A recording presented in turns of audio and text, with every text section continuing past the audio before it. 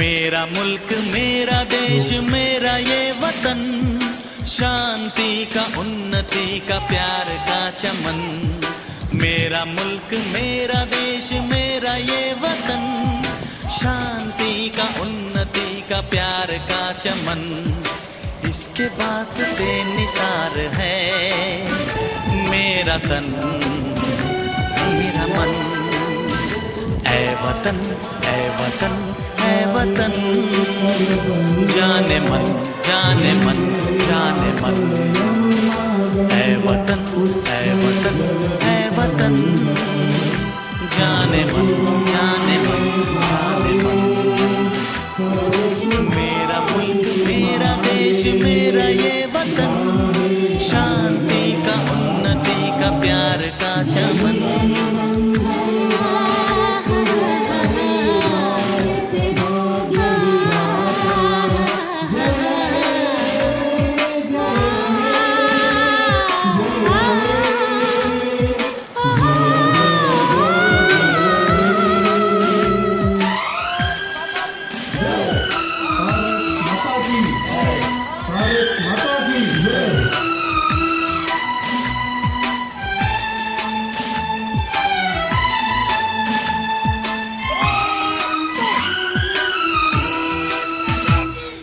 इसकी मिट्टी से बने तेरे मेरे ये बदन, इसकी धरती तेरे मेरे वास्ते गगन। इसने ही सिखाया हमको जीने का चलन, जीने का चलन। इसके वास्ते निसार है।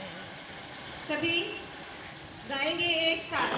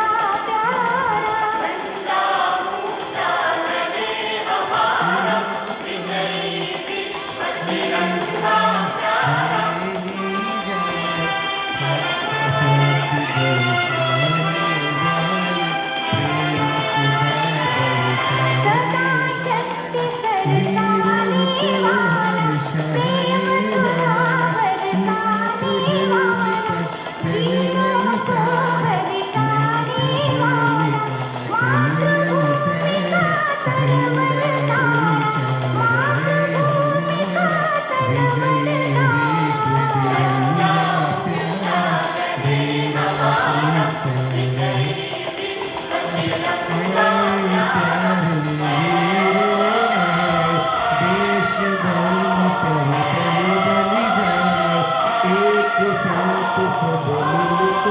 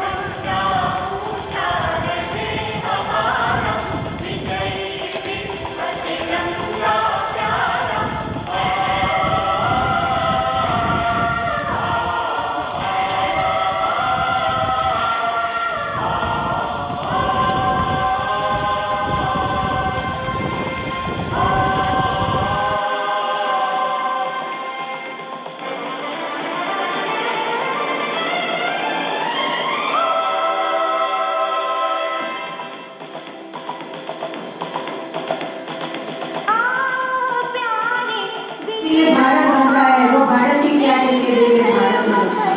बहुत खूब। और सही कहा, 33,000 साल पहले से हम भारतवासी हैं, भारतीय हैं, आज अचानक नहीं है। 1947 मात्र एक घटना है जब हम आजाद हुए, और इस कोविड के समय में अचानक हम बहुत डिजिटली साउंड हो गए हैं, डिजिटली बहुत स्ट्रॉन्ग हो गए हैं, और इसलिए इस पर्व को होली के बाद शायद राष्ट्रीय पर्व हम मना रहे हैं बड़े धूमधाम से। इतना ही धूमधाम, इससे भी बहुत अधिक होता अगर सावधान हो पाते, लेकिन फिर भी हर्षोल्लास से राष्ट्रीय पर्व मना रहे हैं। और डिजिटल माध्यम से हमने बच्चों के बीच उनके बताए गए कविताएं सब हमने सुना। अब नृत्य प्रस्तुत है, कक्षा की एक छात्रा आपके समझ नृत्य प्रस्तुत कर रही है, पर डिजिटल माध्यम से हम उसका अवलोकन करेंगे। तो लीजिए प्रस्तुत करें।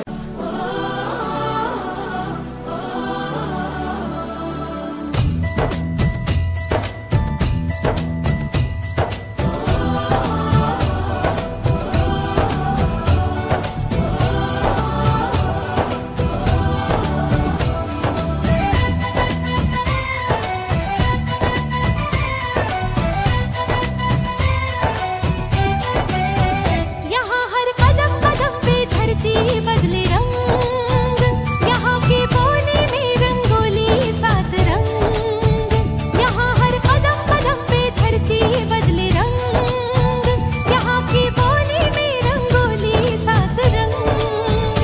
धानी पगड़ी पहने मौसम है, नीली चादर ताने अंबर है, नदी सुनहरी हरा समंदर है, देश गीला देश रंगीला रंगीला, देश मेरा रंगीला, देश रंगीला रंगीला, देश मेरा रंगीला।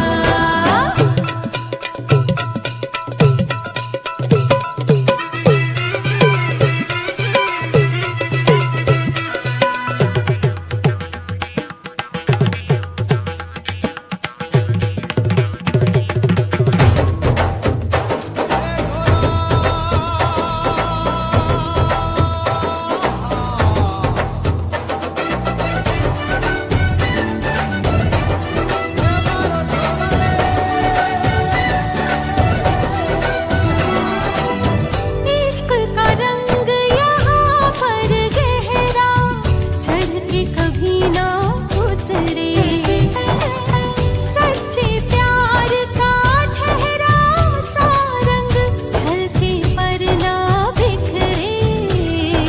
रंग अदा में रंग हया में है रे रसीला, देश रंगीला रंगीला, देश मेरा रंगीला, देश रंगीला रंगीला, देश मेरा रंगीला।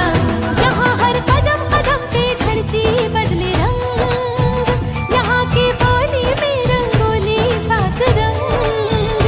धानी पगड़ी पहने मौसम है, नीली चादर ताने अंबर है, नदी सुनहरी हरा समंदर है, देश गीला देश रंगीला रंगीला, देश मेरा रंगीला, देश रंगीला रंगीला, देश मेरा रंगीला।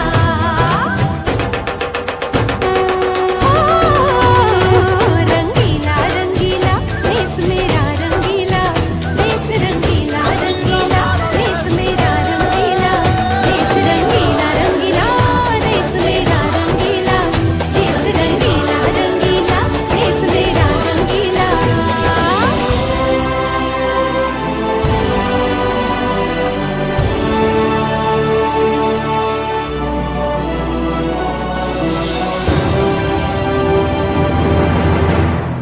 देश के किसी भी कार्य को कभी कहीं पर भी छोड़ा नहीं। बीमारियों से जूझते हुए, सबको ठीक करते हुए जिन्होंने लगातार कार्य को कार्यान्वित किया, उन सभी को इस उपलक्ष्य में बहुत बहुत धन्यवाद। चाहे वो डॉक्टर, नर्सेज हो, पुलिसकर्मी हो, सफाई कर्मी, ऑफिस में लगातार काम करने वाले लोग, और हमारी गाड़ियाँ ठीक से चलती रहे तो ऑयल से के सभी कर्मी, ऑफिसर्स एंड वर्कर्स,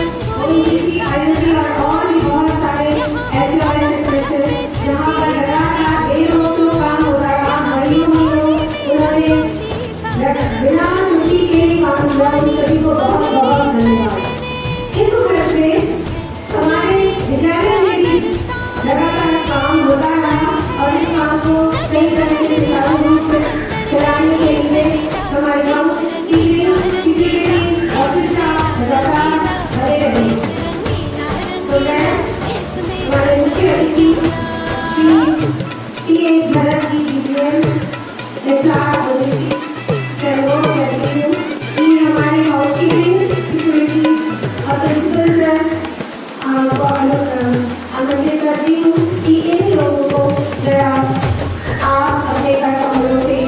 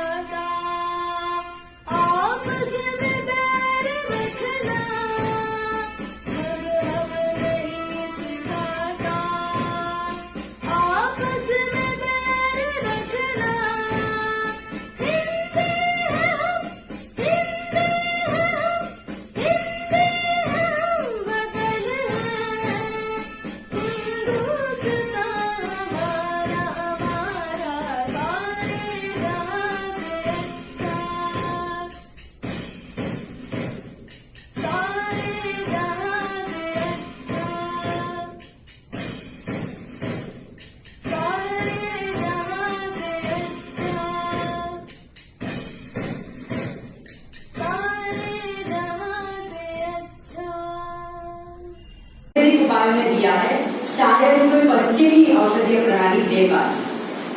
एक देश को परिभाषित करने के लिए कई मापदंड होते हैं, कुछ पुस्तकीय होते हैं तो कुछ वैचारिक होते हैं, मगर मेरे अनुसार उस देश की संस्कृति एक ऐसा स्थिर मापदंड है जो उस देश को सरल को थोड़े बोझिल शब्दों में बयां करता है। उस संस्कृति का आदर करना, उस पर विश्वास रखना, वो अपने प्रगतिशील विचारों के समांतर रूप में उसे चलाना हम सभी की जिम्मेदारी है। कुछ शब्द हैं जो इस पूरे विचार का सार माने जा सकते हैं। वह लोग जिन्हें अपनी संस्कृति, उगम व इतिहास के बारे में पता ना हो, वे किसी जड़ों के बिना वृक्ष के समान। आज इस 74वें स्वतंत्रता दिवस पर हमें यह भूलना नहीं है कि भारत भूमि की कहानी 1947 में नहीं शुरू हुई। हमारे देश की कहानी 33,000 ईसा पूर्व सिंधु घाटी सभ्यता से शुरू हुई। 1947 तो केवल एक महत्वपूर्ण पड़ाव था, हमारे सामने से कई और पड़ाव हैं। फिर वो गगनयान हो, गरीबी मुक्त भारत हो, जातिवाद मुक्त भारत हो, 5 ट्रिलियन की अर्थव्यवस्था वाला भारत हो, साक्षर भारत हो या फिर आत्मनिर्भर भारत। भारत भूमि की कथा हजारों सालों से चली आ रही है। साल दर साल, व्यक्ति दर व्यक्ति इसमें पन्ने जुड़ते ही चले आ रहे हैं। इस अलौकिक कथा का हम भी एक भाग हैं। इस कारणवश नहीं कि हमने इस देश को कुछ दिया, इस कारणवश क्योंकि हमने इस देश में जन्म लिया। इस कथा को हमें अपनी अगली पीढ़ी तक ले जाना है, अपनी इस धरोहर को उन तक पहुंचाना है। शायद इसी कारण नेहरू जी ने भारत की खोज ली थी, बंकिम चंद्र चटर्जी ने वंदे मातरम लिखा। इसी कारण से भगत सिंह खुशी खुशी फांसी के फंदे पर चढ़ गए। इसी कारण सावरकर ने काला पानी की सजा सही। इसी कारण लक्ष्मीबाई ने जीवन त्यागा। इसी कारण गुरु अर्जन देव ने अपना सर कटवाया। शायद इसी कारण बापू ने सीने में 3 गोलियां भी खाई। यह लोग अनगिनत है, उनकी कहानियां भी अनगिनत है, मगर एक चीज स्पष्ट है कि आज इन्हीं के कारण हम स्वतंत्र हैं, आज इन्हीं के कारण हम भारतीय हैं। इस मिट्टी में ही है उनका खून, इस मिट्टी में ही है उनकी कहानियां, इस मिट्टी में ही है मेरी स्वतंत्रता, इस मिट्टी में ही है मेरा स्वर्ग। इस हवा में है यह तिरंगा, इस हवा में है वो महक, इस आसमान में है उनकी छत।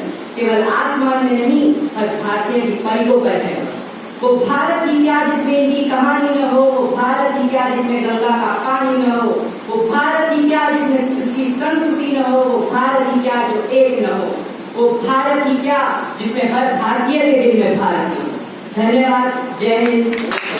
की स्थापना हो या उग्र आतंकवाद के खिलाफ कठोर से कठोर कदम उठाना, इतना ही नहीं, तत्कालीन परिस्थितियों में जितना विश्वास हमें योग शिक्षा वो अपनी रोग प्रतिरोधक क्षमता को बढ़ाने के आयुर्वेदिक उपायों में दिया है, शायद कोई पश्चिमी औषधीय प्रणाली दे पाए। एक देश को परिभाषित करने के लिए कई मापदंड होते हैं, कुछ पुस्तकीय होते हैं तो कुछ वैचारिक होते हैं, मगर मेरे अनुसार उस देश की संस्कृति एक ऐसा स्थिर मापदंड है जो उस देश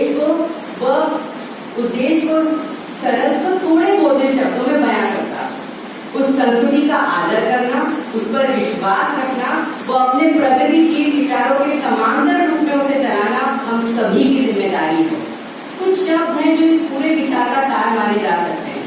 वह लोग जिन्हें अपनी संस्कृति, उगम व इतिहास के बारे में पता ना हो, वे किसी जड़ों के बिना वृक्ष के समान। आज इस 74वें स्वतंत्रता दिवस पर हमें यह भूलना नहीं है कि भारत भूमि की कहानी 1947 में नहीं शुरू हुई। हमारे देश की कहानी 33,000 ईसा पूर्व सिंधु घाटी सभ्यता से शुरू हुई। 1947 तो केवल एक महत्वपूर्ण पड़ाव था, हमारे सामने से कई और पड़ाव हैं। फिर वो गगनयान हो, गरीबी मुक्त भारत हो, जातिवाद मुक्त भारत हो, 5 ट्रिलियन की अर्थव्यवस्था वाला भारत हो, साक्षर भारत हो या फिर आत्मनिर्भर भारत हो। भारत भूमि की कथा हजारों सालों से चली आ रही है। साल दर साल, व्यक्ति दर व्यक्ति इसमें पन्ने जुड़ते ही चले आ रहे हैं। इस अलौकिक कथा का हम भी एक भाग हैं। इस कारणवश नहीं कि हमने इस देश को कुछ दिया, इस कारणवश क्योंकि हमने इस देश में जन्म लिया। इस कथा को हमें अपनी अगली पीढ़ी तक ले जाना है, अपनी इस धरोहर को उन तक पहुंचाना है। शायद इसी कारण नेहरू जी ने भारत की खोज ली थी, बंकिम चंद्र चटर्जी ने वंदे मातरम लिखा। इसी कारण से भगत सिंह खुशी खुशी फांसी के फंदे पर चढ़ गए। इसी कारण सावरकर ने काला पानी की सजा सही। इसी कारण लक्ष्मीबाई ने जीवन त्यागा। इसी कारण गुरु अर्जन देव ने अपना सर कटवाया। शायद इसी कारण बापू ने सीने में 3 गोलियां भी खाई। यह लोग अनगिनत है, उनकी कहानियां भी अनगिनत है, मगर एक चीज स्पष्ट है कि आज इन्हीं के कारण हम स्वतंत्र हैं, आज इन्हीं के कारण हम भारतीय हैं। इस मिट्टी में ही है उनका खून, इस मिट्टी में ही है उनकी कहानियां, इस मिट्टी में ही है मेरी स्वतंत्रता, इस मिट्टी में ही है मेरा स्वर्ग। इस हवा में है यह तिरंगा, इस हवा में है वो महक, इस आसमान में है उनकी छत। केवल आसमान में नहीं, हर भारतीय की पलकों पर है। वो भारत ही क्या जिसमें इनकी कहानी न हो, वो भारत ही क्या जिसमें गंगा का पानी न हो, वो भारत ही क्या जिसमें इसकी संस्कृति न हो, वो भारत ही क्या जो एक न हो, वो भारत ही क्या जिसमें हर भारतीय के दिल में भारत हो।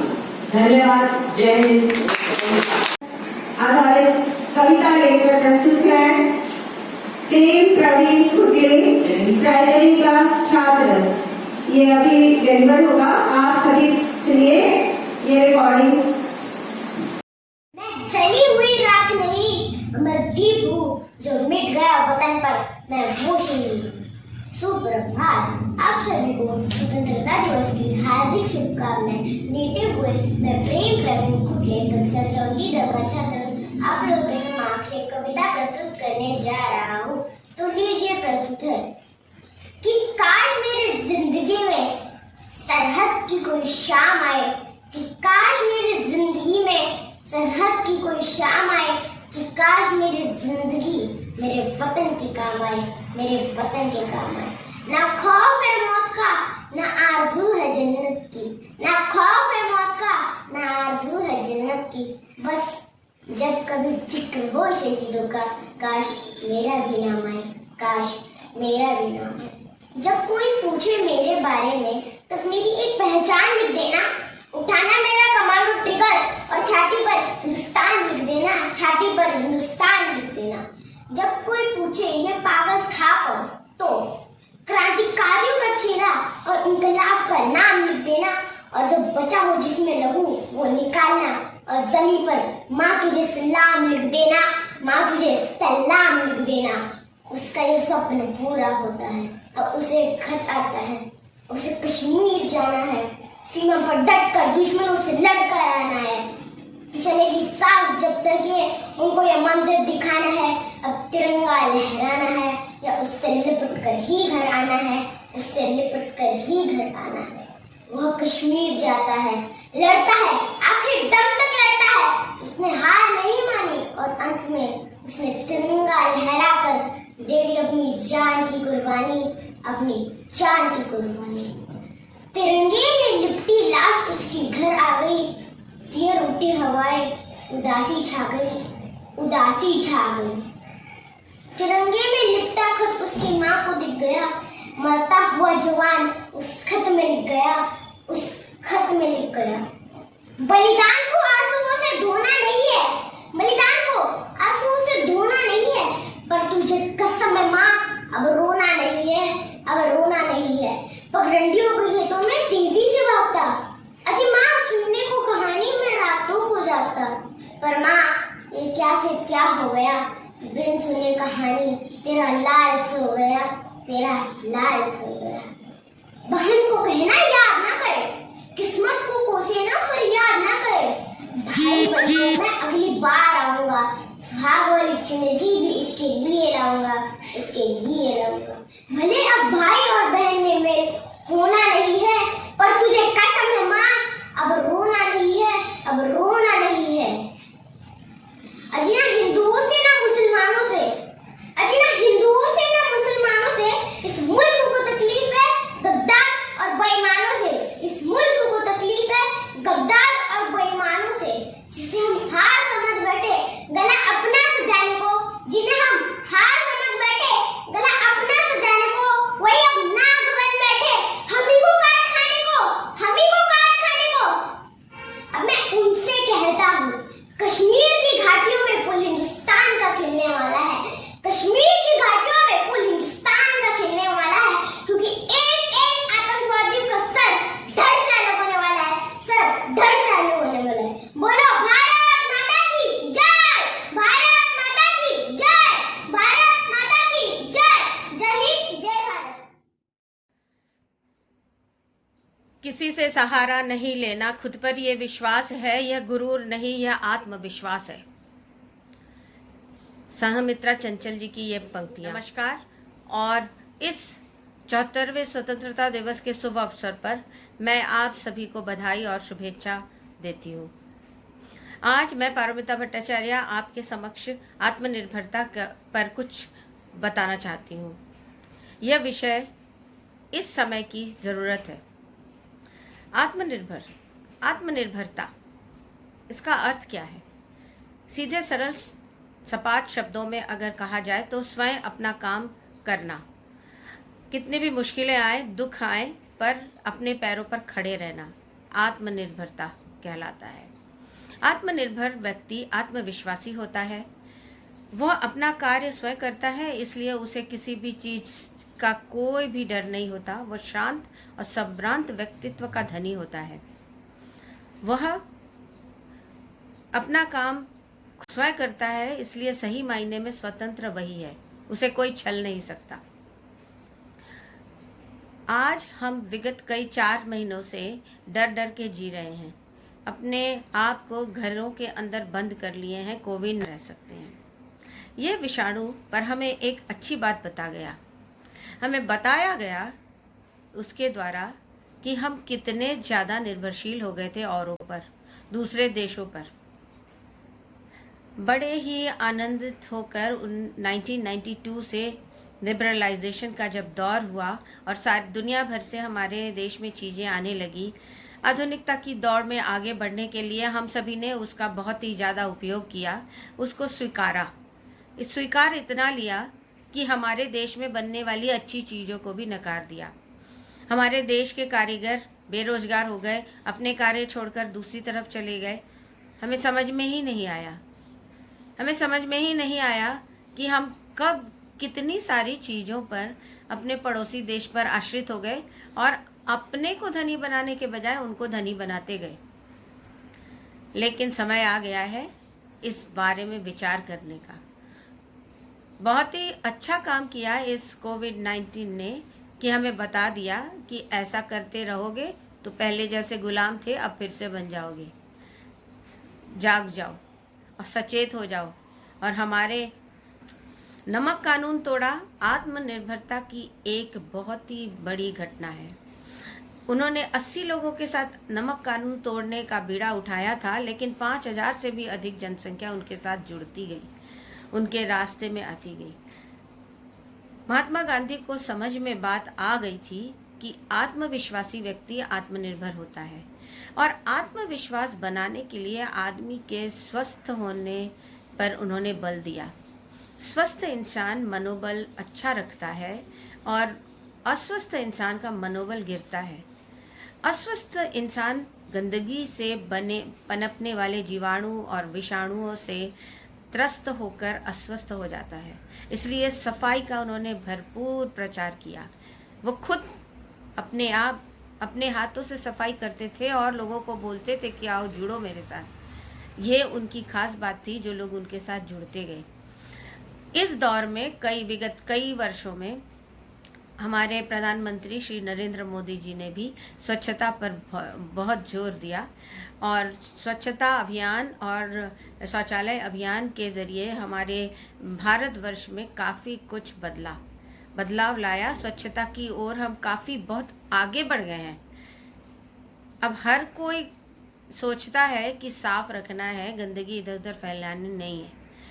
मन में बात घर कर गई है। इसका फ़ायदा हमारे कोविड-19 के समय में हुआ।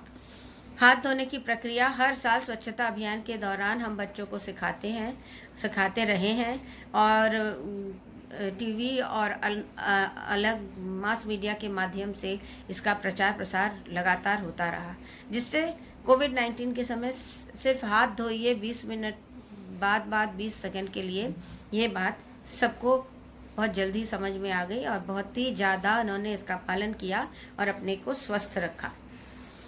जितनी ज़्यादा संख्या में और देशों में लोग पीड़ित हुए कोविड-19 से, उस हिसाब से हमारे देश की जनसंख्या और सुविधा को देखते हुए उतने ज़्यादा हम बीमार नहीं पड़े, क्योंकि हमने कई सालों से स्वच्छता का पालन किया था। आत्मनिर्भर हैं हम इस मामले में। आत्मनिर्भरता सिर्फ यही अभी स्वतंत्रता के संग्राम के समय से शुरुआत नहीं है। आदिकाल से आत्मनिर्भरता पर हमारे देश की संस्कृति, हमारे देश के संस्कार, हमारे लोगों के बीच में आत्मनिर्भरता को जागृत रखने का घर घर में प्रचार प्रसार होता रहा है। हमारे संत, महात्मा, पुरुष, वीर पुरुषों ने आत्मनिर्भर बनने की तरफ हमेशा जोर दिया है। श्री आदि शंकराचार्य जी ने भी आत्मनिर्भरता पर जोर दिया था। आगे की पीढ़ियों में कई नाम ऐसे हैं, स्वामी रामतीर्थ, संत कबीर, ईश्वर चंद्र विद्यासागर, डॉक्टर APJ अब्दुल कलाम और महात्मा गांधी। कितने नाम हैं, असंख्य नाम हैं जिन्होंने हर क्षण हमें आत्मनिर्भर बनने के लिए प्रेरणा दी, सीख दी और बताया कि आत्मनिर्भरता की आवश्यकता क्यों है। आत्मनिर्भर हम पहले नहीं थे ऐसा नहीं है, हम आत्मनिर्भर हमेशा से थे कई चीज़ों में, पर विगत कुछ वर्षों में हम थोड़ा ज़्यादा दूसरों पर निर्भरशील हो गए थे। आत्मनिर्भर हम पहले से ही दालों के मामले में हैं, प्रोटीन कमोडिटीज़ का एक्सपोर्ट है, हमारे देश से होता है। 50 से भी ज़्यादा कई दवाइयाँ हमारे देश से एक्सपोर्ट होती हैं। पल्सेस का सबसे बड़ा प्रोडक्शन है, चाय के क्षेत्र में है, खाद्य उत्पादन में और मिल्क के क्षेत्र आत्मनिर्भरता की ओर हम और आगे बढ़ेंगे। जिन मामलों में अभी हमारी 4 महीने में हमने अपने आप को आत्मनिर्भर किया, उसमें पीपीई किट, वेंटिलेटर्स, सैनिटाइजर्स, जो हम इस कोविड-19 के दौरान आत्मनिर्भर बनाए अपने आप को। टेक्सटाइल इंडस्ट्री जो लॉकडाउन के दौरान बंद होने वाली थी, उन्होंने पीपीई किट बनाया। पहले एक ने किया, फिर अनेक ने बनाना शुरू किया और हमें दुनिया में दूसरे नंबर पर ला खड़ा किया। वेंटिलेटर के मामले में हम आत्मनिर्भर हो गए, जबकि जब कोविड-19 की शुरुआत में एक भी वेंटिलेटर देश में शायद नहीं बनता था। और सैनिटाइजर्स सिर्फ खाली शहरों में ही आत्मनिर्भरता की होड़ नहीं लगी है, ये आत्मनिर्भरता गांव-गांव में प्रचलित होने लगी है। आदिवासी जनजाति छत्तीसगढ़ के, उन्होंने सैनिटाइजर्स बनाकर हमें आत्मनिर्भर बना दिया। इस तरह से हम आत्मनिर्भर होते चले गए कई 4 महीनों में। तो अगर हम हमारे 130 जनसंख्या अगर खड़ी हो जाए और सोचने लगे कि हम क्या कर सकते हैं देश के लिए, तो ज़रूर हम बहुत शीघ्र ही हर क्षेत्र में आत्मनिर्भर बन जाएंगे। मोबाइल हम सबसे ज़्यादा यूज़ करते हैं, पर एक भी चिप नहीं बनता है, अब बनने लगा है थोड़ा थोड़ा। इसी तरह अगर हम हमारे देश में बनी चीज़ों को इस्तेमाल करेंगे तो बनाने वाले को भी प्रोत्साहन मिलेगा और हम आत्मनिर्भर होते चले जाएंगे। शुरुआत के दिनों में हो सकता है क्वालिटी इतनी, गुणवत्ता इतनी अच्छी ना हो, पर हम साधारण नागरिक उसे इस्तेमाल कर उनको बढ़ावा देकर आत्मनिर्भर बन सकते हैं और उन्हें आत्मनिर्भर बना सकते हैं। मैं बच्चों के लिए ये कहना चाहूँगी कि बच्चे, आत्मनिर्भरता हम एक दिन में नहीं पा सकते, एक दिन में हम आत्मविश्वासी नहीं होते जब तक न हम अपने काम को स्वयं करने की आदत न डाल दें। हमें एक बच्चे के लिए उसकी ज़रूरत की चीज़ें और उसकी आदतें, जैसे सुबह उठना, जल्दी सोना, पढ़ाई समय पे करना, अपने सामान, कपड़े, जूते, बैग और पढ़ाई का सामान समय सही जगह पर रखना, उसके आत्मविश्वास को बढ़ावा देता है, उसे आत्मनिर्भर बनाता है। हमें अभिभावक गणों से भी अनुरोध है कि चेष्टा करें कि आपके बच्चे ये सारे काम स्वयं करें। क्लास 1 का बच्चा छोटा है, पर छोटे होकर भी वो उतना जितना करना है वो कर सकता है। अपने सामर्थ्य अनुसार वो उसका काम करे तो वो आत्मनिर्भर बनेगा, आत्मविश्वासी बनेगा और आगे चलकर वो देश के लिए कुछ कर पाएगा। इसी के साथ मैं अपने शब्दों को विराम देती हूँ। मैं सिर्फ इन 2 पंक्तियों के साथ इसे समाप्त करना चाहूँगी। कर लिया आज़ाद देश की ज़मीं कई वर्षों पहले, अब अपनी ज़रूरत की चीज़ें स्वयं बनाएंगे। दूसरों के भरोसे बहुत जी लिया, अब अपने भरोसे जिएंगे। हम सब भारतीय